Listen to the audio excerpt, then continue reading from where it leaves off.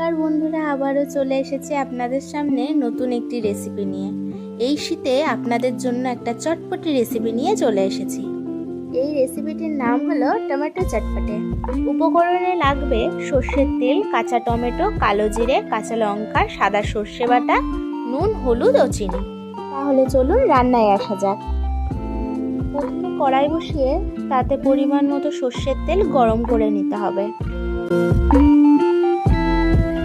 তেল গরম হয়ে গেলে সামান্য কালো জিরে ফোড়ন দিয়ে তাতে কাঁচা টমেটো, কাঁচা লঙ্কা অল্প নাড়াচাড়া করে নিতে হবে।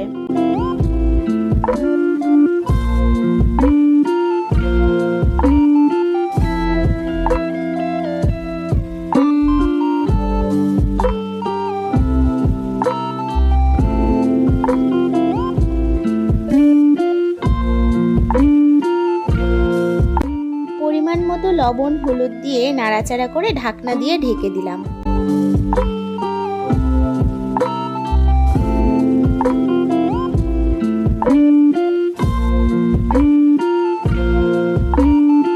ঢাকনা খুলে নাড়াচাড়া করে আগের থেকে বেটে রাখা সাদা সর্ষে বাটাটা দিয়ে দিলাম।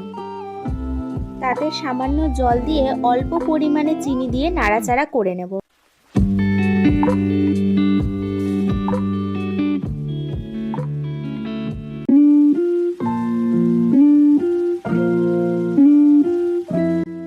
তারপর নামিয়ে নিলে রেডি টমেটো চটপটি।